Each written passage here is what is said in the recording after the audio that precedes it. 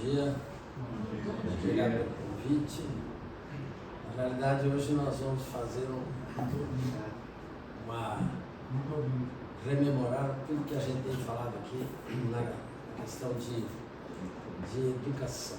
Nós precisamos sabermos um ser espiritual.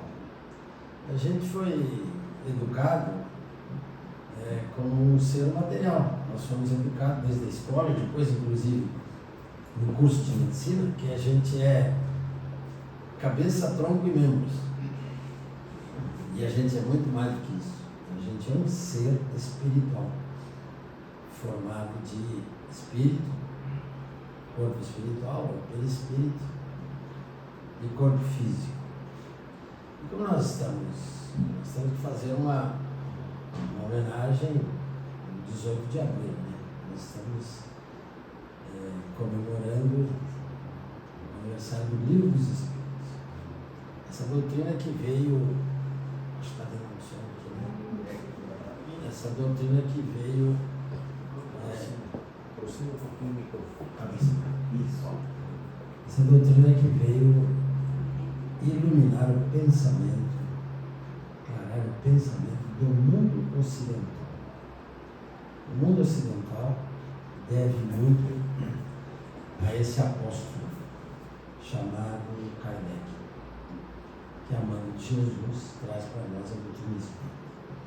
E a doutrina espírita, ele mesmo colocou que é ciência, filosofia, com aspectos morais que nos religam a Deus. Sempre lembrando, na época que ele estava, e era muito importante, fugir do termo religião, porque as religiões estavam em decadência. As religiões continuam em decadência, continuam materialistas. Os nossos parentes, os nossos amigos, as pessoas queridas nossas, católicas, evangélicas, não têm conhecimento da continuidade da vida, não querem também saber, vivem numa ilusão. Pessoal, quando vocês ficarem velhos, que nem eu, você sabe a resposta que eu dou para velho, né? Que a gente chama de velho, né? Você sabe da resposta, depois eu te dou em off. Mas eu vou dizer agora porque é muito importante esse didático. Quando te chamarem de velho, você fala assim, velho é tua avó. Mas não é verdade? A nossa avózinha não é velha? Estou dizendo coisa, mentira nenhuma, velho é tua avó. Na clínica que eu tenho para dependentes químicos, é uma chácara que eu aluguei para um senhor lá do leste europeu. Eu acho até que ele era da Croácia. Ele veio a falecer há 2 anos atrás, 1 ano e meio atrás. Nós ficamos muito amigos, era uma pessoa muito simpática. E ele teve uma leucemia aguda assim, foi embora, rapidinho. E um dos internos que chegou 3 meses depois dele ter desencarnado, que se dizia professor, filósofo, psicólogo, não sei o que mais, que se dizia ateu, não sabia que tinha evidência, clara evidência, não sabia. E ele entrou na casa que o velhinho morava, que era ao lado, que eu acabei alugando, uma casinha de madeira, e veio falar comigo. Ele falou, ô tio, ele me chama de tio Júlio, né? Eu não me chamo de velho, não é tio, né? Eu sou tiozão. Tio Júlio, eu não sei explicar. Mas tem um senhor dentro da casa lá, branco, me chamou a atenção, que ele é muito branco. Eu falei, claro, ele morreu de leucemia, eu vi ele no caixão, ele estava branco assim. Você está vendo o espírito. E ele está bravo. Ele está muito bravo. Porque a casa dele foi invadida. O que nós estamos fazendo lá dentro? Então, vamos fazer prece. Aí falamos sobre isso, fizemos prece e tal. E eu chamei os 2 filhos, que eu queria começar com os 2 filhos. São vários filhos. Eu chamei 2, um é pastor evangélico e o outro participa. São pessoas muito educadas, meninos muito legais. Meninos assim, 50 anos, né? E eu falei, olha, por uma questão de amizade com o pai de vocês, eu tenho que falar o que aconteceu. Mas antes eu quero fazer uma pergunta. Aonde que vocês acham que está o seu lírio, pai de vocês? Ambos deram a mesma resposta. Está junto de Deus, sentado à direita de Deus. Pois é, eu gostaria de dizer para vocês que ele está dentro da casa dele. Nossa, eles ficaram com os olhos desse tamanho. E por uma questão de caridade, de amizade, de fraternidade, ele está precisando de preces. Ele não sabe que desencarnou. Eu não usei o termo desencarnou, porque aí piora tudo, né? Ele não sabe que faleceu. Ele continua dentro da casa e está muito para lá. E expliquei tudo que eu tinha que explicar. Eu sei que vocês devem ter outras explicações, mas eu vou pedir para vocês falarem isso para o pastor de vocês, que eu fui na igreja lá um dia que foi o velório, que ele faça um culto, coloque o nome dele e vocês em casa, orem. Então, o que nós vamos fazer? Amanhã vai ser sábado, o grupo da Casa do Caminho vai lá e nós vamos fazer prece para ele às 11 horas da manhã, assim. Nós vamos fazer a nossa parte, vocês façam de vocês, por uma questão de caridade, de amizade. Ele não pode continuar nesse sofrimento que ele está lá dentro. Eles agradeceram, então, nós fizemos a nossa parte, eles fizeram a deles, e não foi mais visto lá, graças a Deus. Então, isso é a diferença que nós temos das religiões que vivem de ilusões, que a gente desencarna e fica sentado à direita de Deus, quando o coitado do paizinho deles estava em grande sofrimento. Não tinha nem sido ainda encaminhado para aquilo que a gente aprende com Bozano, que é o sono reparador. Né? Nós somos atendidos conforme o nosso mérito, rapidamente, às vezes leva, como o André Luiz levou 8 anos, 9 anos, 10 anos, né? A gente vai para o umbral, mas um dia a gente é atendido e é levado para um hospital, para uma área de repouso, de refazimento, se chama sono reparador. Essa parte, esse conhecimento, está lá no começo do Evangelho, quando fala Espiritismo. É a nova ciência que estuda a relação entre os dois mundos. Então, Kardec coloca que o Espiritismo é a nova ciência. Mas, pessoal, e aonde que está a ciência nossa? O Dr. Sérgio Felipe fica irado quando ele fala que nós, o movimento espírita brasileiro, esqueceu da ciência. A simples ciência. E ele fala assim, se vocês fizerem uma fichinha de quem vai tomar passe e acompanhar durante o ano, vocês vão ver a melhora ou a piora dessa pessoa. Isso já é ciência. Já é uma constatação de que o passe melhorou aquela pessoa ou não. Mas nós não fazemos isso. Então eu queria falar aqui que essa relação foi muito estudada por alguns espíritas que nós devemos lembrar o nome deles, né? Dr. Hernani Guimarães de Andrade, que estabeleceu um conceito extremamente interessante que se chama modelo organizador biológico. É quando o nosso perispírito viaja no mundo espiritual, miniaturiza, adentra, acopla no útero materno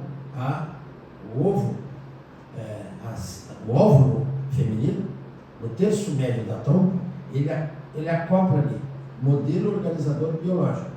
É o nosso perispírito miniaturizado, com todos os chakras, os centros de força, focados na célula óvulo, que vai dirigir o espermatozoide, que só vai acatar um espermatozoide conforme a vibração do modelo organizador biológico.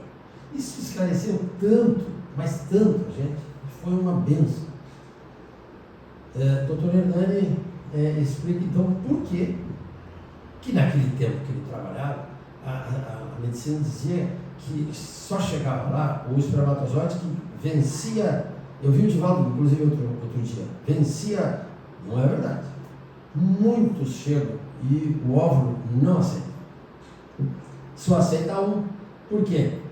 Exatamente porque quem está comandando aquele um, que traz a bagagem genética compatível com a programação reencarnatória, que foi estabelecida antes por aqueles espíritos que nos conhecem e programaram a nossa reencarnação. Então, o modelo organizador biológico vai ter uma frequência que vai aceitar somente o espermatozoide, que traz a carga genética, traz o DNA que nós estamos precisando para desenvolver a programação reencarnatória que foi anteriormente estabelecida. Quem esclareceu tudo isso para nós? O homem que se dedicou à ciência, o Dr. Hernani Guimarães de Andrade. O Dr. Jorge D'André, que eu tive a oportunidade de conhecer, fazendo palestra no Rio de Janeiro, em São Paulo, com uma energia incrível, com 90 e não sei quantos anos. E eu convidei ele a vir a Londrina. E ele falou, para já, me manda passagem. O entusiasmo dele, aos 94 anos, 96, 98, sei lá, era uma coisa assim contagiante. E depois a doutora Marlene Severino Nobre, né, que funda a Associação Médico Espírita, né, brasileira e internacional, que a gente deve muito a ela, veio a Londrina 2 vezes. Fez palestra na Associação Médica. Não tinha nenhum médico espírita para assistir. Só eu. Por que o médico espírita em Londrina tem 30? E eu convidei os 30. Não foi nenhum. Por que o médico espírita tem vergonha de dizer que é espírita? Não sei explicar. Pessoas queridas, mas não. A Marlene veio 2 vezes. E aí o movimento da Marlene sobressai dentro da Associação Médica Espírita Brasileira o Dr. Sérgio Felipe de Oliveira, o Dr. Pineal, né, que veio a Londrina também 2 vezes, porque eu já contei para vocês que quando ele desenvolveu a tese dele na década de 90, um dos orientadores da tese era um neuroanatomista que estava em Maringá por 1 ano. A UEM contratou ele para montar o departamento de neuroanatomia da UEM. Então ele descia em Londrina, no avião, e ia de carro até Maringá, depois voltava, e nesse ínterim ele fez palestras aqui no nosso lar, fez palestras no Cerveja ONU, e eu levava ele para jantar e fizemos uma amizade, e ele é uma pessoa simplesmente brilhante. É uma mente brilhante. Vocês podem acessar e vocês terão informações sobre o tema que eu vim falar hoje, que é a pineal. Por que nós temos que... O que tem a ver com a pineal com o processo de educação, o processo de evangelização do espírito, que é o meu tema predileto. A Casa do Caminho se liga a Eurípides, do Colégio Allan Kardec de Sacramento. Por quê? Porque a evangelização tem que ser para o espírito, independente da idade. Nós temos que evangelizar, temos que primeiro evangelizar os velhos, que já estão desencarnando. Essa é a prioridade A. Depois vem a criança, o adolescente, o adulto. Nós não temos que ter idades para o processo de educação, de espiritualização, de evangelização. Porque nós temos velhos que são ainda infantis, e nós temos esses netinhos nossos que estão nascendo aí, que são farinha de outro saco, eles já são espíritos que não aceitam mais Papai Noel, conversinha, cegonha. Imagina, se falar para as crianças de hoje, cegonha, você vai cair do cavalo, porque eles têm uma mente, eu falo, são espíritos já de outro nível. Então, o espírito de outro nível vem e faz o pedido: papai, mamãe, não me estraguem, não me comprem na boutique, não me levem para o mundo materialista, o doutor Costardi, quando ele falava de adolescente, por isso que o Costardi tinha uma pecha que, quando fizeram uma homenagem, eu contei essa história. O Costardi era espírita, médium, neurologista, neurocirurgião, uma proposta de educação da mente fantástica, uma das pessoas mais inteligentes e cultas que eu conheci, e ele era convidado no centro espírita só uma vez, porque ele denunciava o nosso igrejismo, ele denunciava a nossa hipocrisia, ele denunciava as nossas dificuldades. E ele falava assim, nós seres humanos, genitalizamos a nossa filha, transformamos a nossa filha na adolescência numa grande genitália para vender pelo melhor preço no mercado.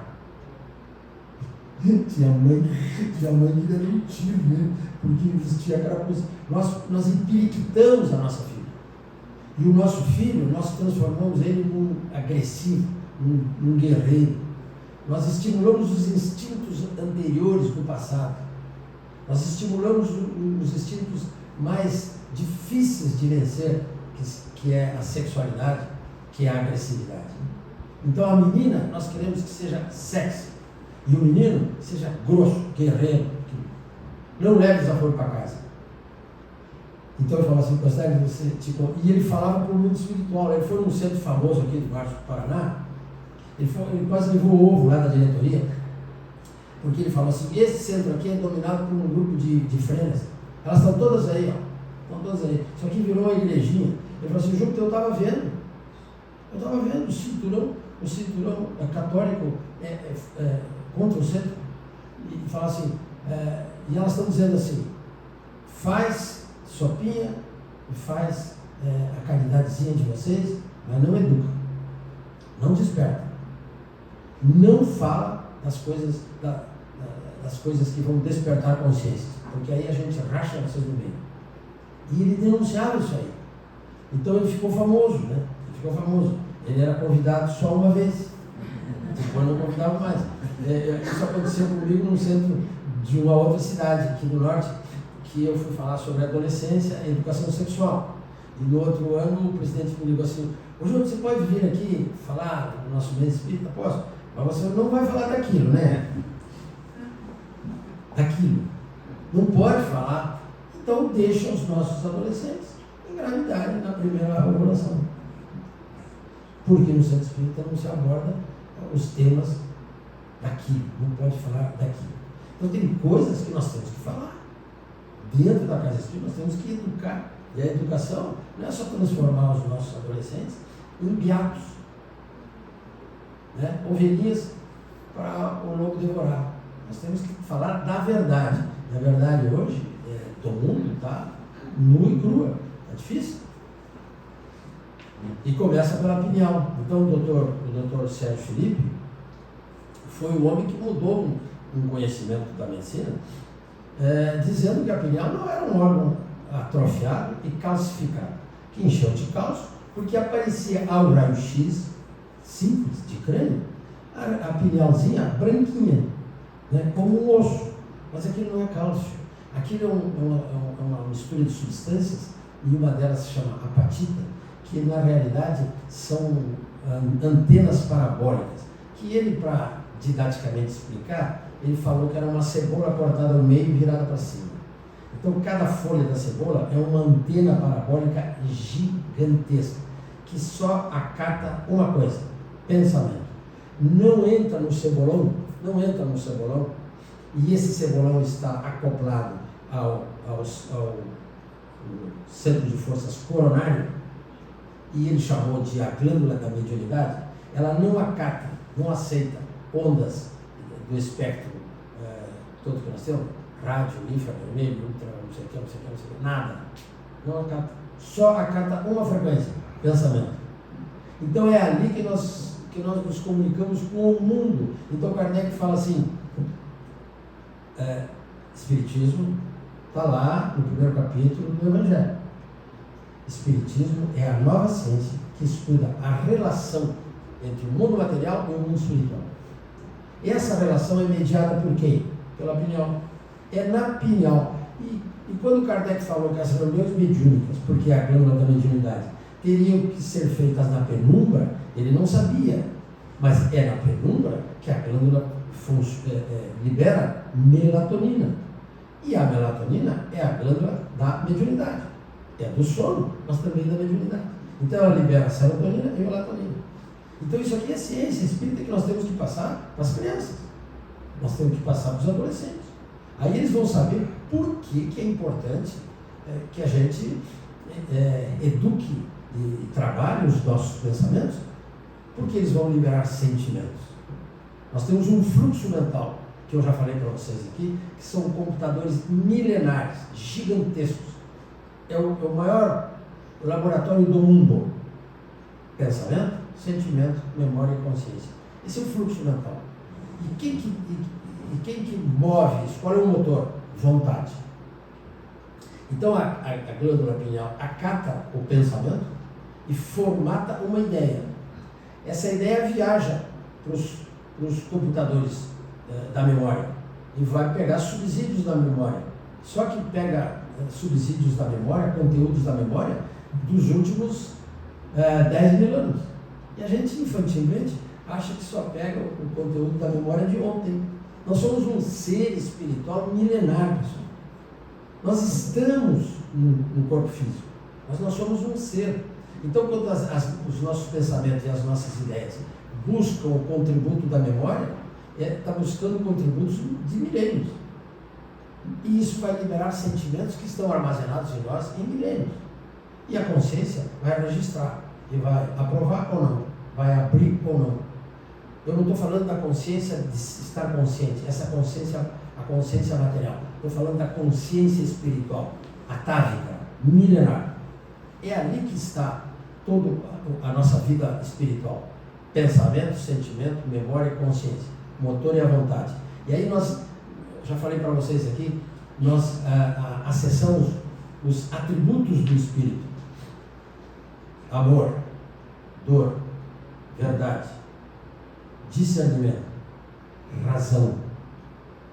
E vai desaguar tudo isso no que se chama livre-arbítrio. Então, eu falo, isso aí é uma usina do tamanho de Itaipu, que nós usamos todo momento para decidir se eu vou tomar esta água do copo agora ou daqui a um segundo. Eu uso esse mecanismo divino, gigantesco, maravilhoso para decidir, vamos tomar. Eu acionei tudo isso. E isso, se a pineal estiver ligada na luz, eu formo um fluxo de energias virtuoso, de luz. Então, se eu estou alegre, se eu estou conversando com vocês, estou olhando as carinhas de vocês, que são caras ao meu coração, a minha pineal está para cima.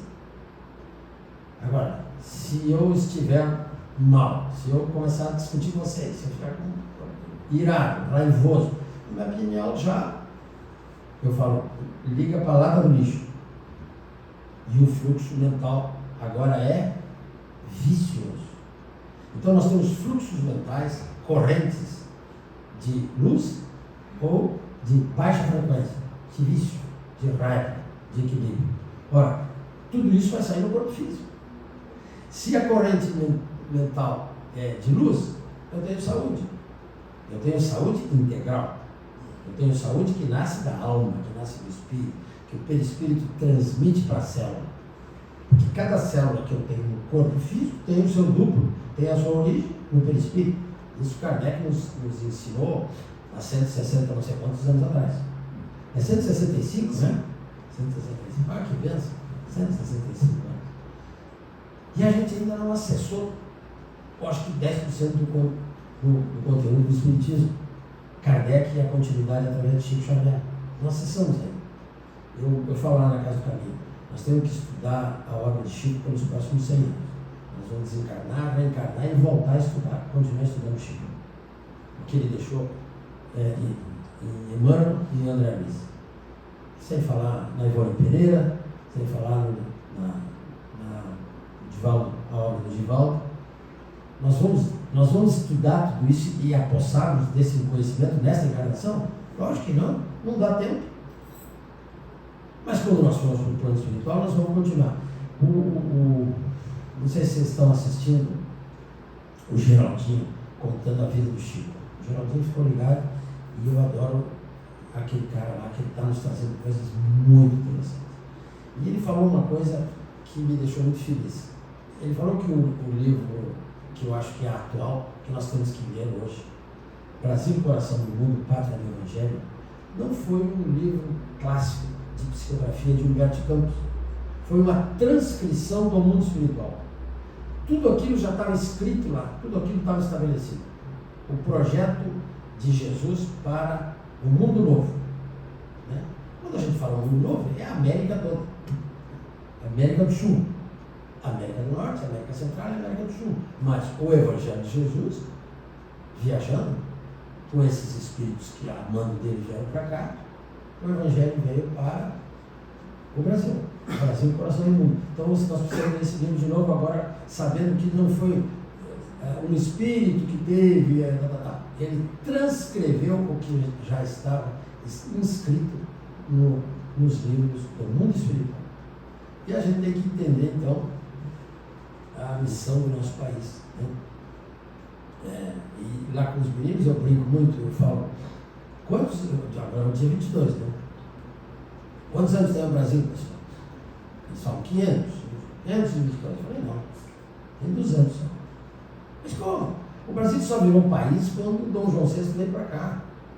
Antigamente era terra de ninguém. Matava, jogava no rio e acabou. O Brasil começa atabalhadamente quando Dom João VI foge de Napoleão e vem para o Rio de Janeiro. Ali se estabelece os cânones de um país. Então o nosso país só tem 200 anos. Por isso que nós não temos que ficar pagando pedágio para os europeus que destruíram a Europa. A Europa não tem uma árvore. E eles ficam falando mal de nós. E eles usurparam a África inteira, a América, um pedaço da China, um pedaço da Índia, da maneira mais grave possível. O que se fez na África, o que se fez na América. O que se fez os europeus, o que fizeram com a América do Sul, a América Espanhola? Destruíram civilizações maravilhosas, fantásticas, né? Os Incas, dos Maias. Então nós precisamos ler a nossa história para avaliar que nós estamos no caminho certo. Mas voltando à nossa pineal, então a pineal, quando ela está bem, ela se liga a centros das emoções do frontal. Interessante, né? Que são centros de emoções positivas, como alegria, por exemplo. Ela libera a serotonina, que é o hormônio do bem-estar, da alegria, prazer. Ela libera a melatonina, na penumbra, que trabalha com o relógio biológico. Então o conceito de estresse nasceu quando o Dr. Hans Selye, na Suíça, não deixava os gatos dormirem, gatos de laboratório. Seria preso, hoje ele iria para a cadeia. Ele fazia uma coisa terrível. Ele não deixava os gatinhos dormir, os gatinhos morriam, ele fazia necrópsia e tinha necrose de suprarrenal. Ele deu o nome de estresse, que é uma palavra alemã que significa fadiga. Ele não sabia por quê. Então daí que vem a palavra estresse. Estresse é quando o relógio biológico fica louco, você não dorme e você libera cortisona, né, que bloqueia o GH, que dá um problema sério e leva ao esgotamento da suprarrenal. Então a pineal comanda a grande glândula hipófise, que vai simplesmente comandar a liberação de hormônio de crescimento, que nós precisamos de hormônio de crescimento até o último dia do corpo, mesmo que esteja com 120 anos, porque o hormônio de crescimento promove o crescimento celular. Todo mundo acha que é só na adolescência que faz o estirão da puberdade. Claro, aí produz muito, mas depois continua produzindo. Além do hormônio de crescimento, a glândula pineal simplesmente comanda tireoide, mama, pâncreas, suprarrenal, testículo e ovário. Então, se a glândula pineal desequilibra a hipófise, que desequilibra todo esse sistema. E esse sistema hormonal, o sistema endócrino, é um sistema extremamente sensível nos médicos. Extremamente sensível nos médicos. Por isso que dentro de um consultório de endocrinologia, tem 4 pacientes mulheres para um homem. Por quê? Porque na reunião mediúnica nós temos mais mulheres que homens.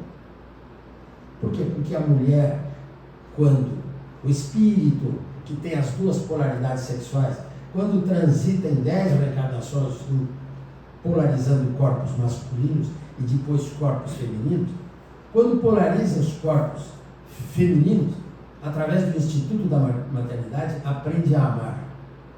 E uma das ferramentas do amor se chama mediunidade. Por isso que temos mais médiums mulheres do que homens. Então, mas o termo está errado, médiums mulheres, desculpe. Nós temos mais médiums em espíritos transitando em corpos femininos do que médiums em espíritos transitando em corpos masculinos, dentro da programação reencarnatória. Daí o porquê o grupo mediúnico tem que estudar pineal.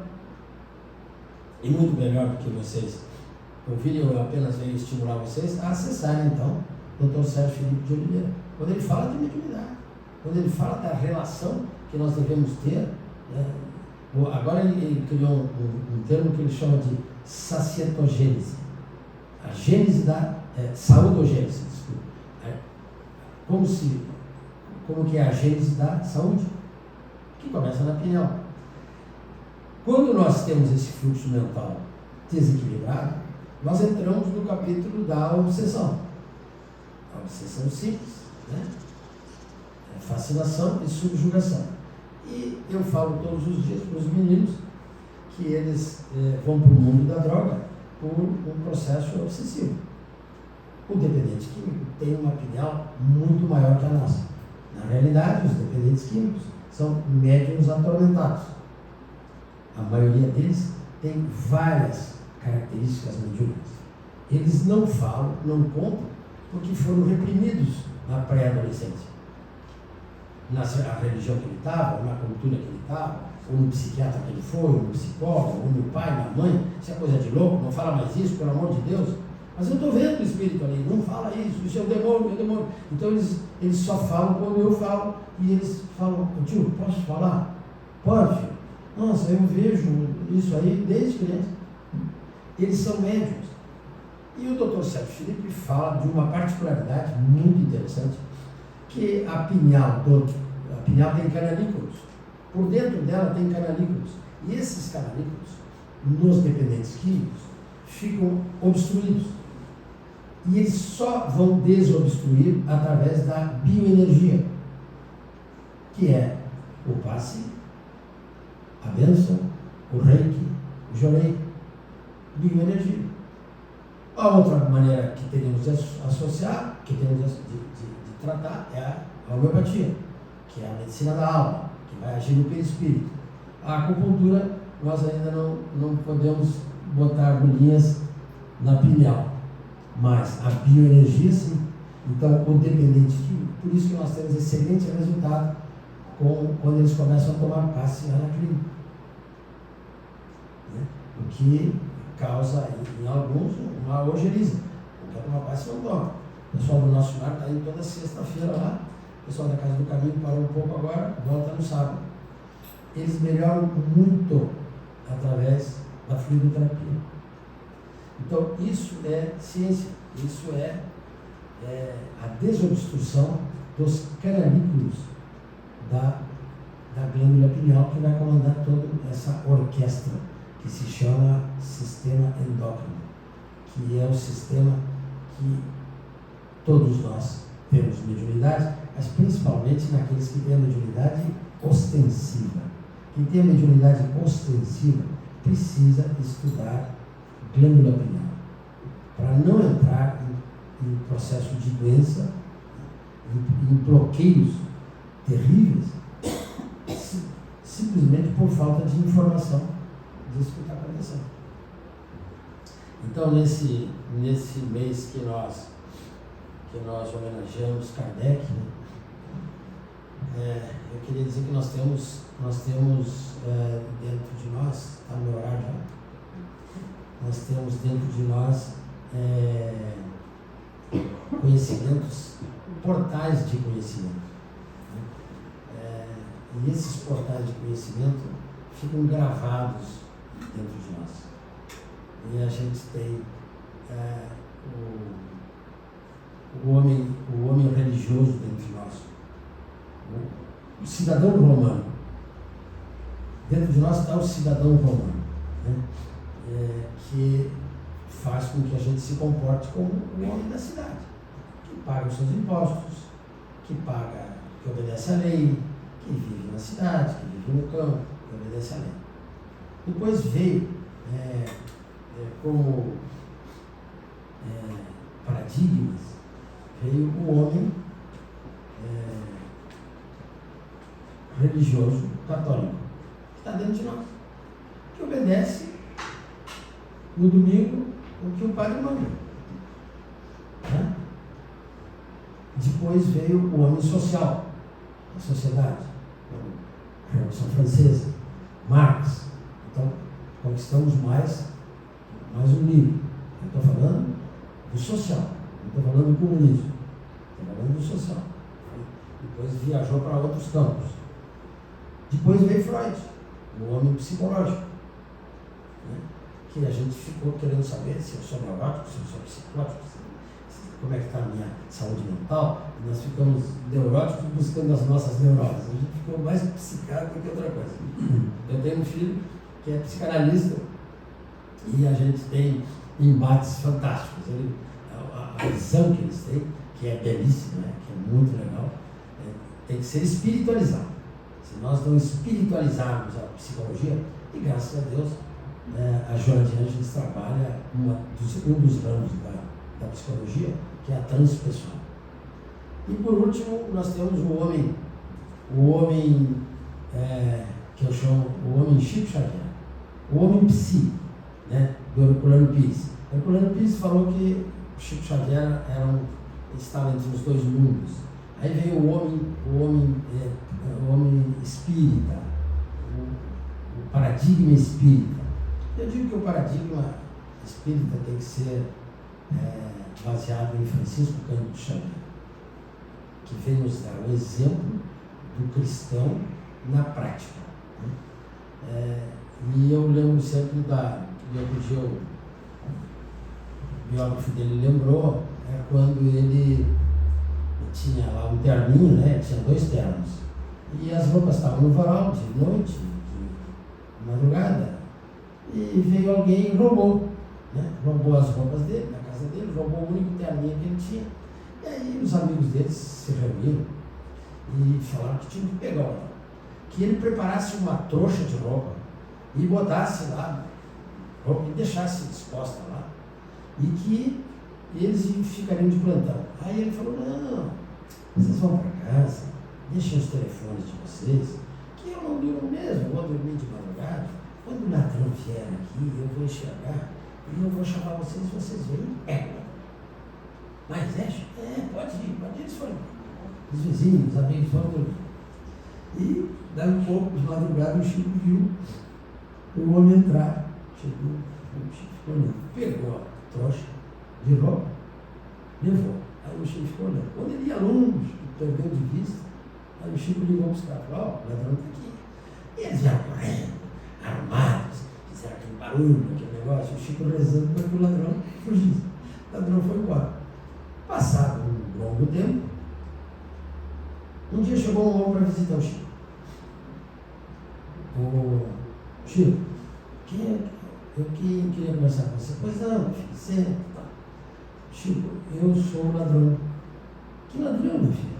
Aquele que você escreveu um bilhetinho, aí estava o bilhetinho. O Chico escreveu para ele assim, Senhor ladrão. Senhor ladrão. Deu um evangelho, botou nas roupas ali, botou bastante roupa, botou um monte de coisa boa, botou um evangelho e botou um bilhetinho, Senhor ladrão. E explicou para ele que eu não deveria fazer aquilo. O cara leu, o cara estudou, mas eu vim aqui te agradecer, Chico, porque nesses últimos anos que eu li o teu bilhete e comecei a estudar, hoje eu frequento a casa espírita de tal lugar, tal. Naquele tempo, Chico, eu estava passando fome. Eu saía na rua para pegar o que eu tivesse. E aqui estava tudo aberto sempre. Você deixa as coisas aí, eu levo. Mas eu vim te agradecer. Eu sou o ladrão. Então, esse é o referencial, né? Esse é o arquétipo que nós temos que trabalhar nos dias de hoje. Desse homem que tem respeito pelo ser humano, que chama o ladrão de Senhor ladrão, e explica para ele que ele está errado. Não é que a gente vai pegar o ladrão e falar, ó, cara, você está ótimo, continua, não, você está errado. Mas eu amorosamente, caridosamente vou te educar. É isso que o Chico fez a vida toda para nós. A única vez que eu estive diante do Chico, aconteceu uma coisa muito engraçada. 2 vezes eu apertei a mão dele. Nas 2 vezes, os meus amigos lá liberavam e tal, os caras falaram assim, olha, a turma de Londrina fica por fim, já eram 4 horas da manhã, e você, a hora de aplicar, de apertar a mão dele, faz as perguntas que você quer fazer para ele. E as pessoas se preparavam para fazer uma pergunta. Na hora que eu cheguei na frente daquele homem, eu não tinha nenhuma pergunta. Você, diante de um ser de luz, você não tem perguntas. Você tem tudo dentro de você esclarecido. Todo o referencial, todo o seu sistema de valores está absolutamente harmonizado. E você tem uma postura, que é a postura que eu tive. Eu baixei a cabeça. Eu não consegui olhar para ele. Diante de um ser de luz, o doutor Luiz Carlos Pedroso falava isso, que diante de quando ele via o mentor espiritual dele se aproximar, você não faz assim, você faz assim.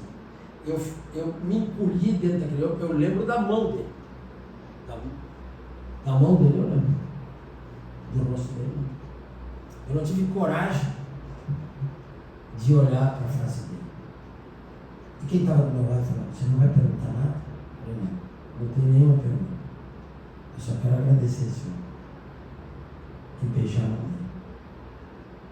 dele. Esse é o arquétipo dos próximos séculos para todos nós. Né? Francisco Cândido Xavier. Que a gente possa não só contar as histórias dele, mas estudar a obra e o exemplo que ele deixou para todos nós.